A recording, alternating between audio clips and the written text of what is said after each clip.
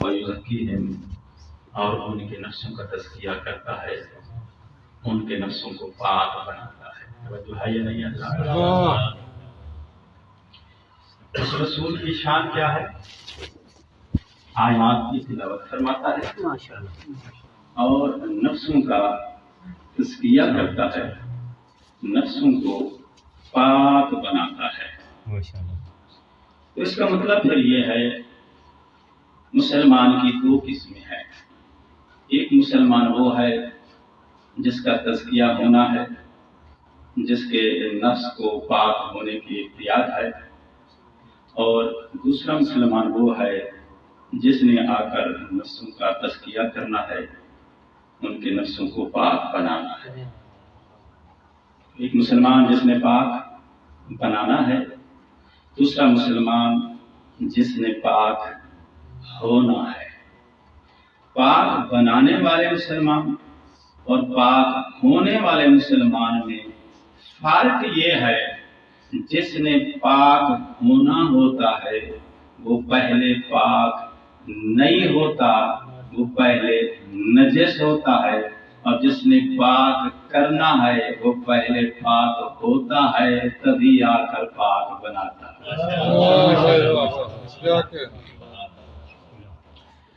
لہذا مسلمان دو قسم کے ہیں۔ ایک مسلمان وہ ہے جو پاک بناتا ہے، دوسرا مسلمان وہ ہے جس نے پاک ہونا ہے۔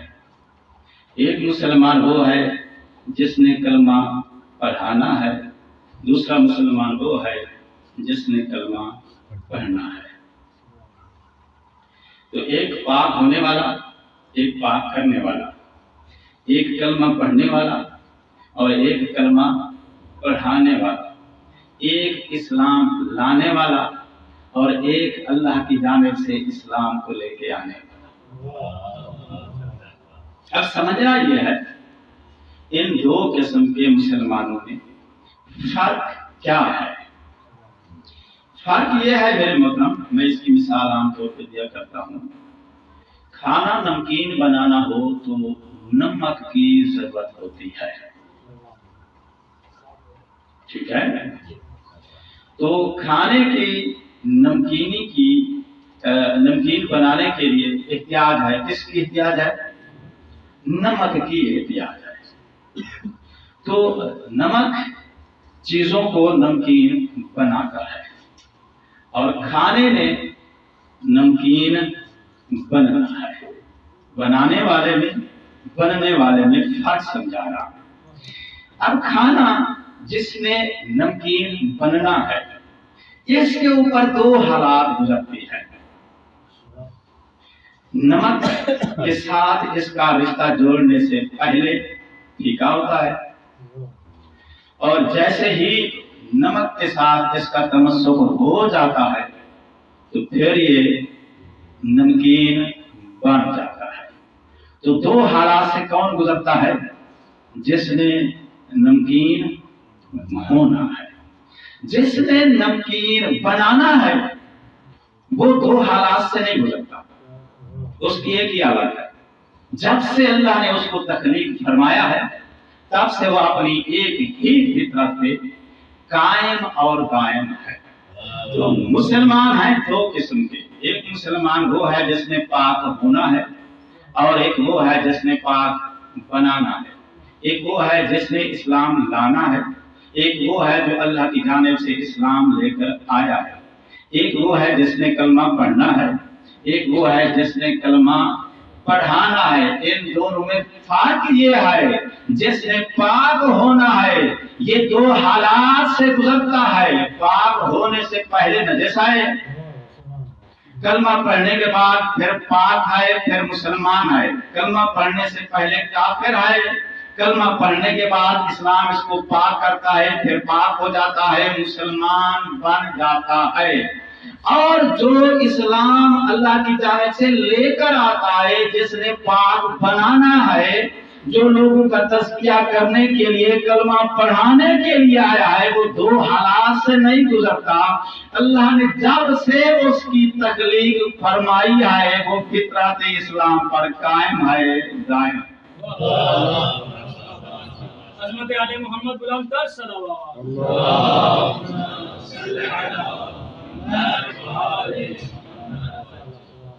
تو یہ دو قسم کے مسلمان ہیں. تو جو مسلمان دو حالات سے گزرتا ہے اسے کہتے ہیں کنورٹ مسلمان. کہ پہلے یہ مسلمان تھا نہیں اب بن گیا ہے، پہلے یہ پاک تھا نہیں اب ہو گیا ہے. اور جس نے پاک بنانا ہے اسے کہتے ہیں فطرتی مسلمان. اپنی اسلامی فطرت پہ تخلیق سے لے کر آخر تک اپنی فطرت پہ قائم رہنے والا فطرتی مسلمان ہے. توجہ فرمائی نا آپ نے. تو مسلمان کی دو قسمیں ہیں، کنورٹ مسلمان اور فطرتی مسلمان. جو فطرتی مسلمان ہے اس کا سلسلہ جناب آدم علیہ السلام سے شروع ہوا ہے، اور جب یہ سلسلہ جناب ابراہیم علیہ السلام پہ پہنچا تو اللہ نے اس سلسلے کی دو لڑیاں بنا دی. وَوَهَبْنَا لَهُ إِسْحَاقَ، اللہ نے جناب ابراہیم علیہ السلام کو دو بیٹے عطا فرمائے، جناب اسحاق اور جناب اسماعیل. جو لڑی جناب اسحاق علیہ السلام سے چلی اس سلسلے کو، اس فطرتی مسلمان کے شجرے کو بنی اسرائیل کہتے ہیں. اور جو لڑی جناب اسماعیل علیہ السلام سے چلی اس فطرتی مسلمان کے شجرے کو آل ابراہیم کہتے ہیں. یہ دو سلسلے ہیں. اور جو سلسلہ جناب اسحاق علیہ السلام سے چلا ہے اس سلسلے کا کوئی بھی فرق حجاز میں نہیں کیا ہے. تو وہ جو فرمائی کا محنت لگتی ہے، جتنا روزے پہ زور لگتا ہے یہ مضمون جوڑنے میں بھی اتنا ہی زور لگتا ہے. تو جو سلسلہ جناب اسحاق علیہ السلام سے چلا اس سلسلے کا کوئی بھی مبلغ حجاز میں نہیں کیا ہے.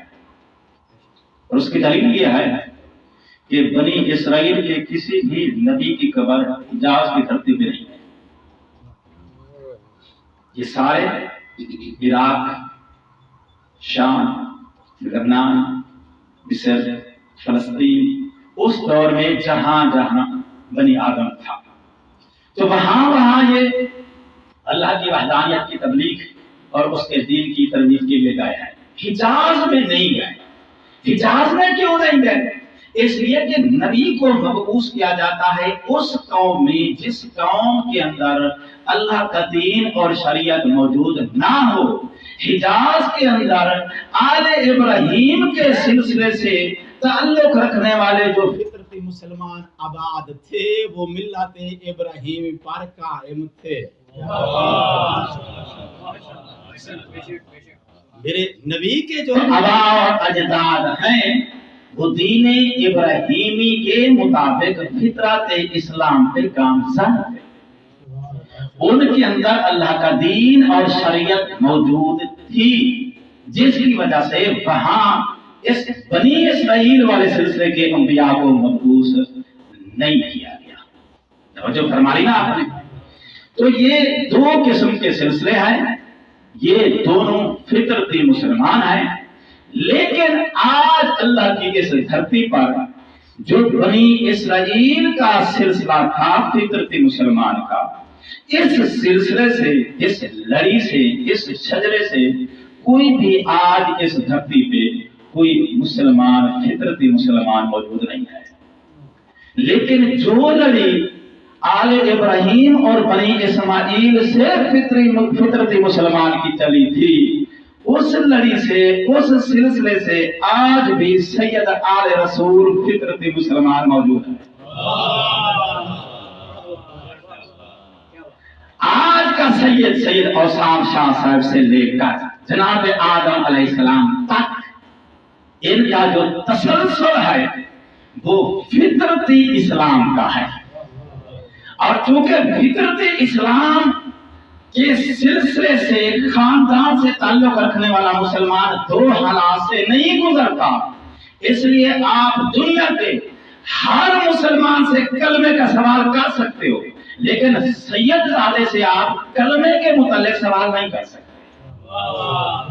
بھئی آپ ہر مسلمان سے یہ پوچھ سکتے ہیں کہ بلا آپ کس دور میں مسلمان ہوئے ہیں، کس دور سے آپ اسلام لائے ہو، تو وہ آپ کو بتائے گا کہ آج سے 4 پشتے پہلے 5 پشتے پہلے ہمارے آباء و اجداد مسلمان ہوئے۔ تو مسلمان ہوئے مطلب یہ کہ پہلے مسلمان نہیں تھے، پھر وہ کلمہ پڑھ کے مسلمان بنے۔ لیکن یہ سوال آپ آج بھی کسی سید زادے سے، چونکہ اس کا اسلام فطرتی ہے، یہ سوال سید زادے سے آپ نہیں کر سکتے۔ اگر آپ سید زادے سے یہ سوال کرو گے تو آپ کا گریبان پکڑ کے دنیا کے تمام علماء یہ کہیں گے تجھے شرم نہیں آتی، سید سے کلمے کا سوال کرتے ہو؟ تو ان کو پتہ نہیں ہے کہ سید کا تعلق اس خاندان سے ہے جو خاندان کلمہ پڑھنے والا نہیں بلکہ اللہ نے کلمہ پڑھانے کے لیے بھیجا ہے۔ جب دنیا کا ہر مسلمان متفق ہے کہ سید سے کلمے کا سوال نہیں کیا جا سکتا، تو پھر نجفی کا آج کے ملوں سے یہ سوال ہے 14 صدیوں کے بعد آپ بھی جب علی کے ایک بیٹے سے تجھے کلمے کے متعلق سوال کرنے کا حق نہیں ہے، علی کے بیٹے سے کلمے کا سوال نہیں کر سکتا، علی کے باپ کے متعلق کلمے کا سوال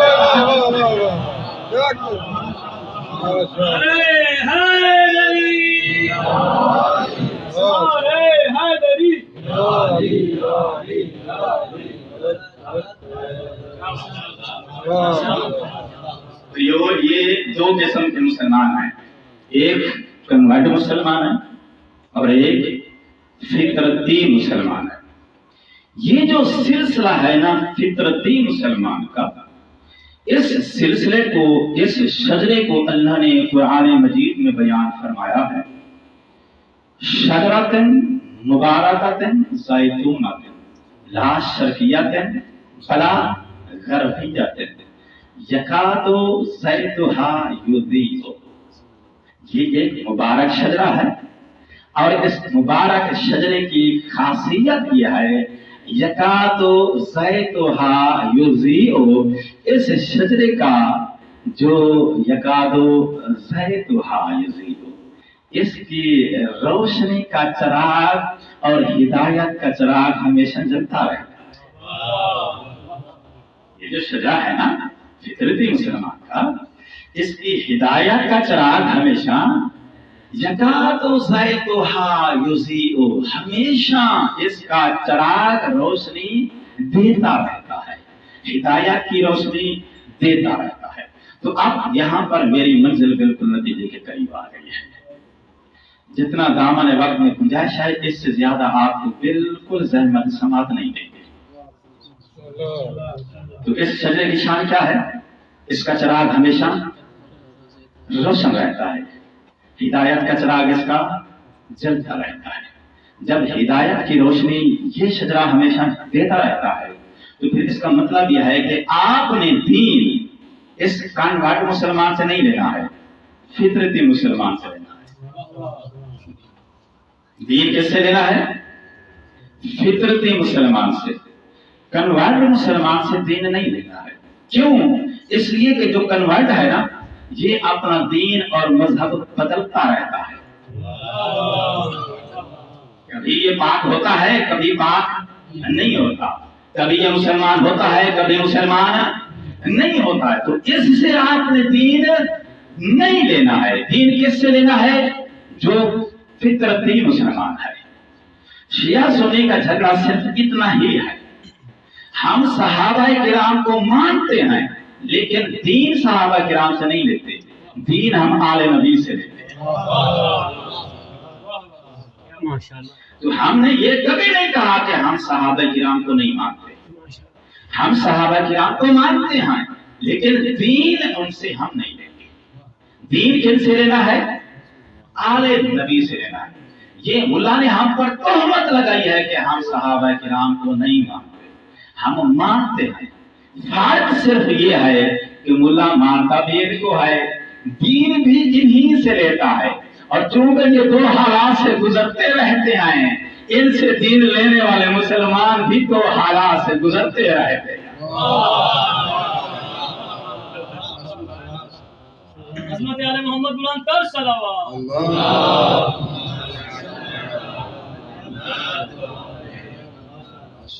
ہم دین فقط آل نبی سے لیتے ہیں. ہم دین فقط فطرتی مسلمان سے لیتے ہیں. اب سوال یہ ہے کہ فطرتی مسلمان کا دین کیا ہے, فطرتی مسلمان کا مذہب کیا ہے؟ تعارف ہو جانا چاہیے نا, پتہ چلنا چاہیے نا کہ فطرتی مسلمان کا دین کیا ہے. پتہ ہوگا تو ہم وہی دین ان سے لیں گے.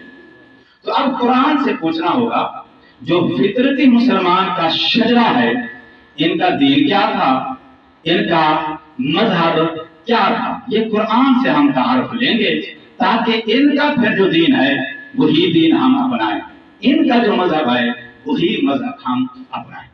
تو اب آئیے, قرآن مجید نے جہاں فطرتی مسلمان کی عظمت کو بیان کیا ہے, اس شجرے کا تعارف دیا ہے, قرآن کے اندر اس شجرے کے دین کو اور مذہب کو بھی بیان فرمایا ہے. تو اب دو آیات کی ذمہ دوں گا. پہلی آیت ارشاد رب العزت ہو رہا ہے, ما کان ابراہیم یہودیا بلا نصرانیا بل کان حنیفا مسلما.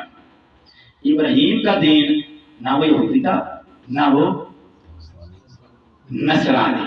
کیا دین ہے ابراہیم کا؟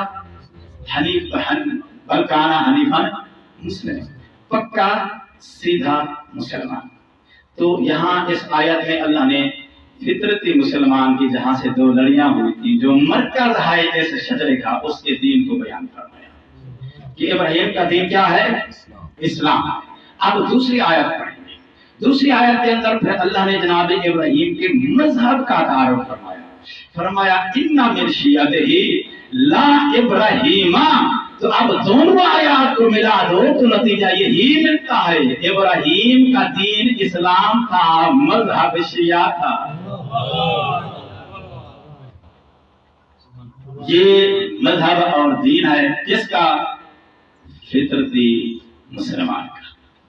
یہ جو فطرتی مسلمان کا تسلسل ہے نا قبلہ, اس گھرانے کے اندر کہ جو فطرتی مسلمان کا شجرہ ہے, اس شجرے کے اندر اللہ نے اس نبی کو بھیجا ہے جس نبی کے بارے میں اللہ نے فرمایا هو الذی بعث فی الامیین رسولا. کو توجہ ہے؟ بسم اللہ بسم اللہ.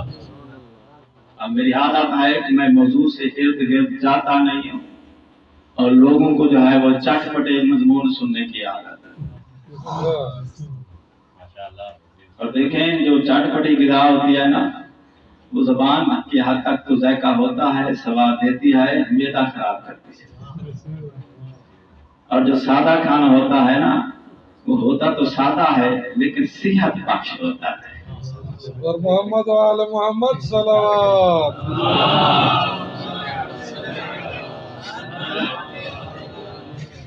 تو جو فطرتی اسلام کا تسلسل اور شجرہ ہے, اس شجرے کے اندر اللہ نے اس نبی کو بھیجا جس نبی کی ہم امت ہے. اور نبی پاک پر جو پہلی وحی نازل ہوئی ہے وہ غار حرا کے اندر. کون سی آیت ہے وہ؟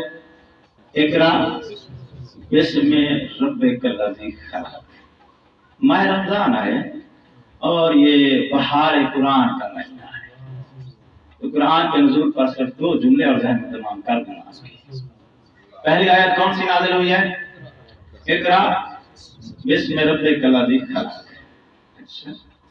تو اب وہ دو سلسلہ یاد ہے نا, ایک فطرتی مسلمان, دوسرا جب کنورٹ مسلمان کے دروازے پہ ہم دین لینے کے لیے گئے تو انہوں نے جس آیت کے بارے میں فرمایا کہ جب یہ آیت نازل ہوئی, جبریل نے نبی پاک سے کہا اقرا بسم ربک الذی خلق, تو نبی پاک نے جبریل کو جواب میں کہا میں تو لکھنا پڑھنا جانتا ہی نہیں. توجہ ہے؟ میں اپنی طرف سے نہیں کہہ رہا ہوں، یہ کتابیں کہہ رہی ہیں۔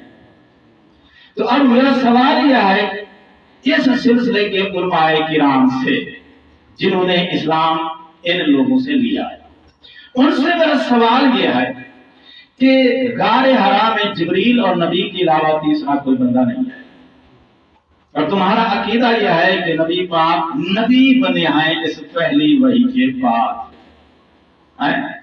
تو اس کا مطلب یہ ہے کہ پہلے وحی آئی، وحی کے بعد بقول آپ کے پھر آپ نبی بنے، نبی بننے کے بعد پھر آپ نے اعلان نبوت کیا، اعلان نبوت کے بعد پھر راوی مسلمان ہوا ہے، صحابی بنا ہے۔ توجہ ہے، جس راوی نے یہ روایت کی ہے یہ مسلمان ہوا ہے کب؟ پہلے وحی آئی، وحی کے بعد آپ نے آپ نبی بنے، نبی بننے کے بعد آپ نے اعلان نبوت فرمایا، اعلان نبوت کے بعد پھر اس راوی نے کلمہ پڑھا، صحابی بنا۔ تو جس وقت جبریل نے کہا ہے اقرا، اور یہ راوی جو روایت کر رہا ہے اس وقت نہ یہ مسلمان ہے نہ صحابی ہے، بلکہ اس وقت یہ غار میں موجود ہی نہیں ہے۔ اس کو کیسے پتہ چلا؟ جبریل نے کہا اقرا، نبی نے فرمایا میں تو پڑھنا جانتا ہی نہیں۔ توجہ ہے، یہ کون سا سلسلہ ہے؟ کنوار مسلمان۔ اب آئیے، جب ہم نے فطرتی مسلمان سے اس آیت کے متعلق ہدایت حاصل کی تو اس کے متعلق اس خاندان نے جو ہدایت ارشاد فرمائی ہے وہ یہ ہے کہ بھائی اقرا، کیا معنی ہے اس کا؟ پڑھ۔ بھائی دیکھو، اقرا کا مفعول بہ مذکور ہو تو معنی اور ہوتا ہے، اگر مفعول بہ مذکور نہ ہو تو پھر معنی اور ہوتا ہے۔ اقرا کا مفعول بہ مذکور ہو تو معنی ہوتا ہے پڑھ۔ مثلا جیسے استاد بچے کو کہتا ہے کہ بیٹا پڑھو بسم اللہ ہے، پڑھو بسم اللہ ہے، تو بسم اللہ ساتھ لگائے گا، جو چیز پڑھنی ہے وہ چیز ساتھ میں بیان کرے گا، تو بچہ جواب میں پھر وہی چیز پڑھنا شروع کر دیتا ہے۔ ٹھیک ہے، تو اسے کہتے ہیں پڑھنے کا پڑھانا، اسے کیا کہتے ہیں؟ پڑھانا۔ تو ایک ہے پڑھانا اور دوسرا ہے پڑھنے کا کہنا۔ پڑھانا اور چیز ہے، پڑھنے کا کہنا اور چیز ہے۔ محفل میں قاری حضرات تشریف فرما ہوں تو پھر جو ممبر پہ بیٹھا ہوتا ہے نا، تو باری باری سب کی طرف مائک بھیجتا ہے اور کہتا ہے کہ آپ پڑھیں۔ وہ پڑھا نہیں رہا، پڑھنے کا کہہ رہا ہے۔ اب وقت میں گنجائش نہیں ہے کہ تشریح کرو، قاری کے سامنے مائک آگے کھا کے اسے وہ پڑھا نہیں رہا بلکہ پڑھنے کا کہہ رہا ہے۔ تو ایک ہے پڑھانا اور ایک ہے پڑھنے کا کہنا۔ مفعول بہ مذکور ہو تو مطلب کیا ہوتا ہے؟ پڑھانا۔ مفعول بہ مذکور نہ ہو تو معنی کیا ہوتا ہے؟ پڑھنے کا کہنا۔ آیت کیا ہے؟ مکمل کرو۔ اقرا بسم ربک الذی خلق، کیا پڑھنا ہے؟ مفعول بہ جبریل نے ذکر نہیں کیا، جب ذکر نہیں کیا تو جبریل پڑھا نہیں رہا، پڑھنے کا کہہ رہا ہے۔ اور پڑھنے کا کہا تب جاتا ہے جب اس نے جو پڑھنا ہو پہلے اس کا علم جانتا ہو۔ اِنَّا أَنزَلْنَاهُ فِي لَيْلَةِ الْقَدْرِ، انزلنا فعل ماضی کا صیغہ ہے، کسی قدر والی رات میں اقرا کہنے سے پہلے قرآن نازل ہو چکا ہے۔ جبریل پڑھنے کا کہہ رہا ہے، پڑھا نہیں رہا۔ نعرہ تکبیر، نعرہ تکبیر، نعرہ رسالت، نعرہ رسالت۔